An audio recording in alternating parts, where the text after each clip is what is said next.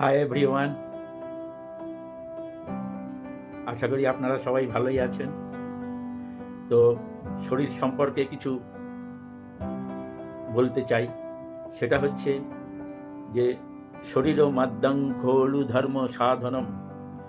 শরীরকে আমাদের ঠিক রাখতে হবে, কারণ একটা আমি পূর্বের ভিডিওতেও বলেছিলাম, self care is not selfish. অনেকে বলে না, নিজেরটাই খালি দেখছে, নিজে খাচ্ছে, নিজে ঠিক থাকছে।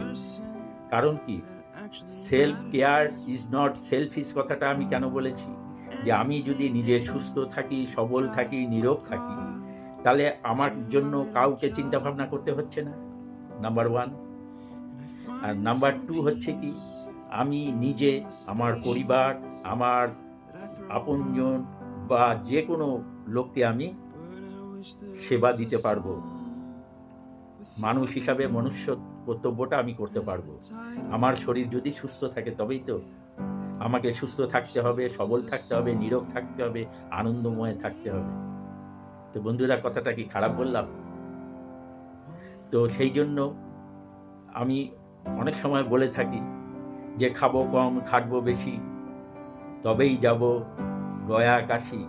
আমি গয়া, কাশী, মথুরা, বৃন্দাবন আমার সব ঘোরা হয়ে গেছে। তা আমি সুস্থ সবল নীরোগ ছিলাম বলেই তো এগুলো সব দর্শন করতে পেরেছি। বৃন্দাবনের দর্শন করতে পেরেছি। দোলের সময় দোলের উৎসবে গেছি, ভিডিও দিয়েছি, এর আগে গেছি। তো সেই জন্যই বলছি, শরীরকে নিজের যত্ন নিজেকে নিতে হবে। ভুল বলছি? আমার মনে হয় না ভুল বলছি।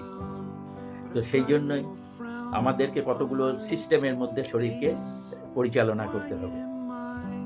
যেরকম একটা কথা বলি, আমরা সারাদিন পরিশ্রম করি, ভগবান রাত দিয়েছে ঘুমাবার জন্য 8 আওয়ার্স, ঠিক আছে? 8 আওয়ার্স আমাদের ঘুমোবার জন্য সময় দিয়েছে। সেই সময় আমাদের শরীরের ভেতরে অঙ্গ প্রত্যঙ্গগুলো কাজ করে। তো সেই জন্য কি হচ্ছে, 8 ঘন্টা আমাকে বিশ্রাম করতে হবে, আর বাকি সময়গুলোকে আমাকে কাজকর্ম, খাওয়া দাওয়া থেকে শুরু করে। আর আমরা মানুষ, তো নিজেকে খুব গর্ব করি, আমি মানুষ, কিন্তু আমরা নিজের শরীরের যত্ন ঠিক মতো নিতে পারি না। খালি বলে সময় নেই, সময় নেই। নিজেকে দৈনন্দিন কর্মজীবনের মধ্যে একটা রুটিনের মধ্যে নিজেকে রাখতে হবে। সবার শরীর ঠিক এক নয়, সবার কর্ম এক নয়। সুতরাং নিজেকে নিজের একটা দৈনন্দিন রুটিন রাখতে হবে, তার মধ্যে দিয়ে চলতে হবে। তো তাহলে কি হচ্ছে, শরীরকে ঠিক রাখার জন্য কিছু কিছু ফর্মুলা অবলম্বন করতে হবে।